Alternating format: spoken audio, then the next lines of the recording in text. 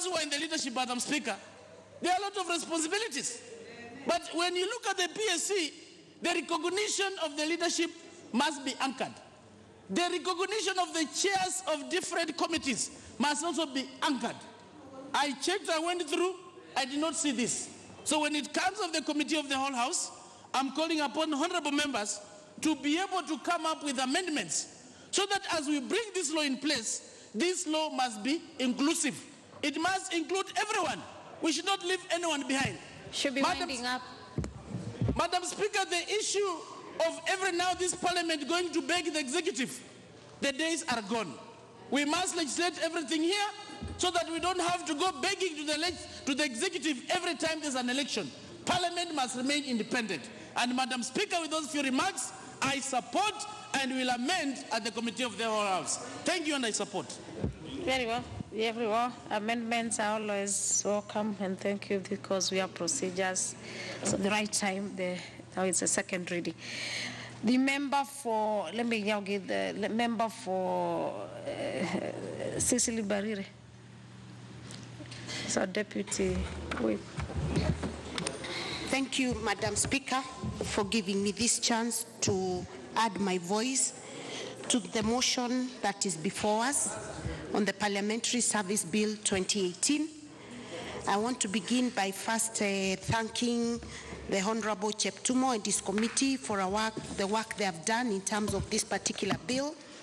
And may I say that this is a long journey that started way back in 1970 when one Honorable Jean-Marie Seroni brought a motion on the 20th of March 1970 that aimed at making Parliament an independent organ of government and independent from the executive. And although he didn't succeed in achieving what he wanted, we saw those efforts taken up again in 1998 by the Honorable Olo Aringo, and we had the establishment of the Parliamentary Service Commission, Madam Speaker. And at the time, we are all aware that the staff, the parliamentary the parliament welfare wasn't taken care of very well. The executive wanted to control what parliament does, and one way they felt they could control how parliamentarians behave and run government business was to make sure that they were not properly empowered, whether in terms of their salaries or in terms of the staff, in terms of having the capacity to be able to bring the necessary legislation as private members, and as a result, the performance was not very good. But we have seen that that independence has now grown over the years, and we really must continue to support any effort to make Parliament truly independent, to make sure that Parliament has the necessary support to be able to do its legislative oversight role as enshrined in the Constitution.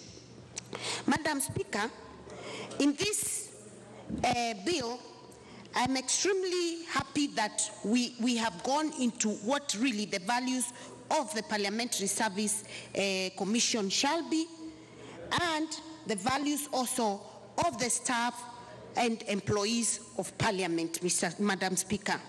This has been lacking, and it's actually worrying that we have been able to pass legislation for the establishment of all the other commissions other than Parliamentary Service Commission. And so I'm happy to see that we have enshrined critical values that we will undertake or will take up as Parliamentary Service Commission and as the employees of this Parliament, so that we can be able to maintain the dignity of this House, and we can be able to understand that there are certain things we must uphold as members of Parliament as enshrined in the Constitution, and we must be the ones leading by example, Madam Speaker.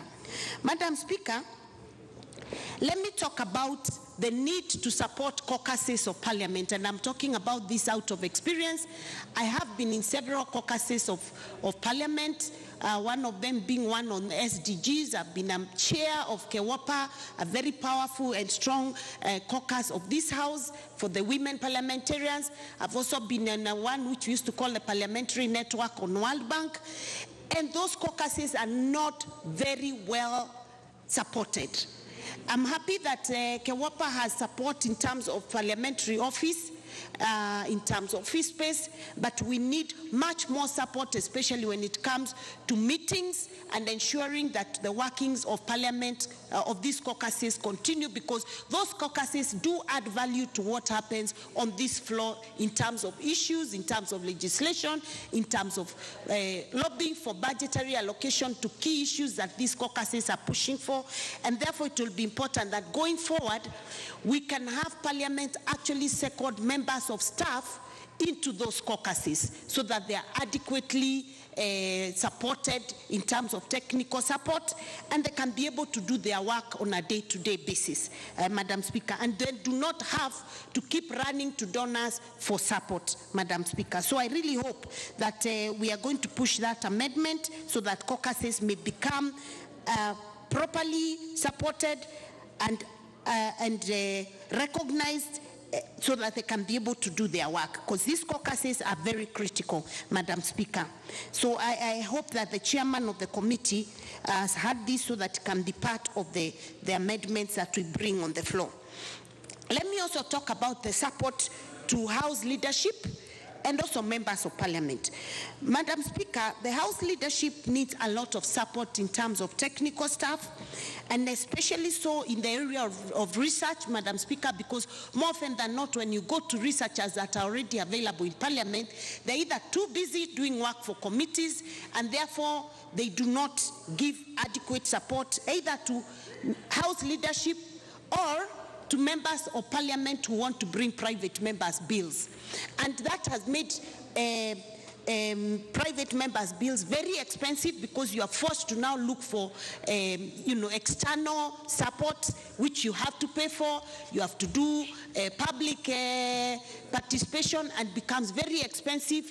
And so we are not seeing a lot of private members' bills finding their way here because of that challenge. And so I hope that this as we think about the Parliamentary Service Bill, we ensure that provision for technical support of members of parliament and the leadership is clearly mentioned in the bill.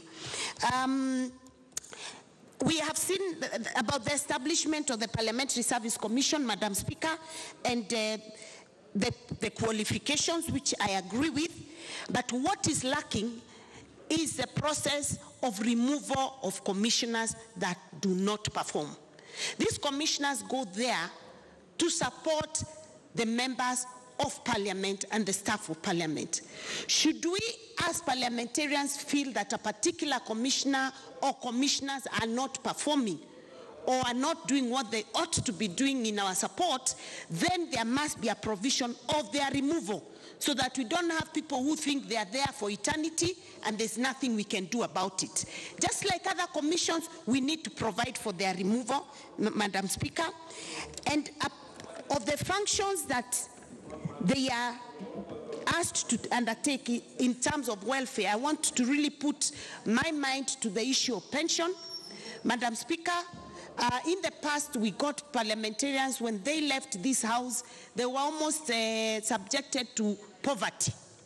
And we now have a pension scheme that I hope that the Commission will come up with a clear way of running that pension scheme and ensuring that it is run in an accountable way, and that when members leave, they do not have to keep pushing for their money, that they can get it without any problems. Like I know in this current parliament, we had to sit here and discuss the issue of former members of parliament who had not been paid their dues. So I hope that going forward, that the Parliamentary Service Commission will really look into the matter of pension and make sure that they take care of the members of parliament, both who are in and out, Madam Speaker, so that we can be able to take care of everyone. But let me add my voice to that of the Honorable Wanjala. Is it Wanjala? Chris Wanjala. Wamalwa, sorry. It's Chris Wamalwa. Chris Wamalwa.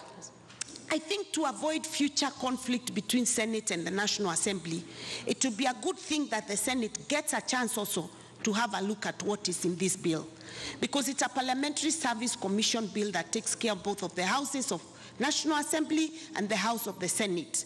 So if we are to pass it and forward it directly as National Assembly, we are likely to start a conflict between the two houses that we've been hoping can come to an end, that we can work in harmony.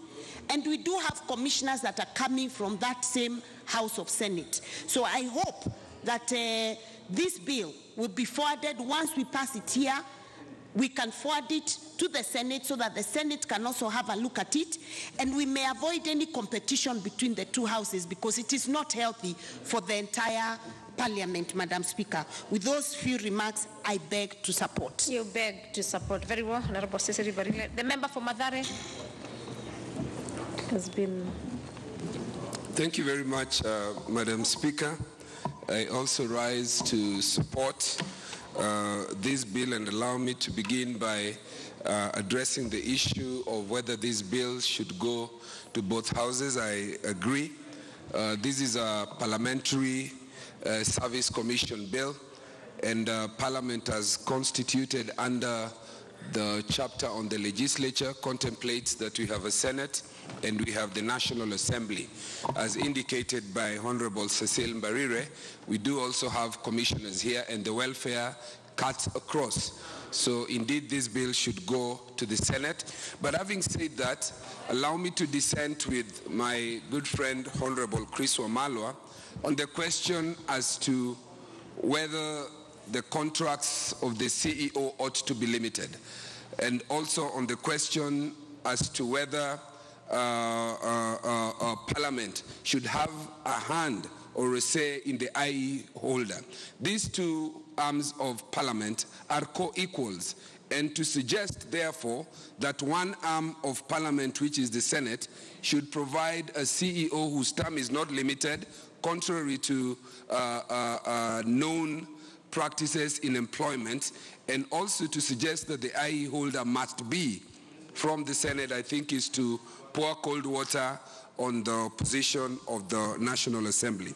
Second issue I want to address, Madam Speaker, is the history, which I think was very well elucidated by the mover, I think the leader of majority, the leader of minority. The current PSC Act is anchored on the old constitutions, sections 45A and B, and I think as per the dictates of the current constitution, which at Articles 127 and 128, as read together with the fifth schedule, gave a timeline of 5 years for us to be able to put in place this bill. In 2015, Madam Speaker and members, you will recall that a bill of a similar nature which was brought to Parliament lapsed, and therefore to date, we have passed all other bills which have been elucidated before, but we have failed to pass a bill that speaks to the questions of the welfare and well-being of members of Parliament. If you look at the Chapter 15 commissions, all of them, without exception, the Commission for Human Rights, the Kenya National Human Rights Commission, a legislation was passed. The National Land Commission, they have a commission and a legislation to guide it. The IEBC, the Public Service Commission, the Judicial Service Commission, Teacher Service Commission. These commissions exist, in my humble view, to champion and ring-fence and protect the interest and the welfare of the persons for whose membership they exist. Madam Speaker, I'd like to speak to the question as to why Parliament has shied away, and I cannot understand the reason why Parliament shies away from discussing or debating or legislating on questions affecting them. And this is something that I can only attribute to the bad name and mudslinging that is the collective duty of the media and now the presidency, and with a lot of due respect to my president, whom I respect. The issue about wage bill is not an issue that is contributed to by members of Parliament. And somebody said it here. Even if members of Parliament were to earn 0 shillings today, it will not add an inch of road. It will not add an inch of reduction on the tax burden on the people of Kenya. And I'd like to share with us some of the statistics on how the 3.02 trillion for the 2018-2019 financial year will be shared. Out of that, Madam Speaker, 54.3% is occupied and utilized by the National Executive. 31.3% of that is the consolidated fund. The consolidated fund is used and appropriated or disbursed by the national government. So collectively, the national government controls 85.4%, while the National Assembly and the Senate collectively controls just a mere 1.4%. So we will not be embarrassed into discussing the welfare and the well-being.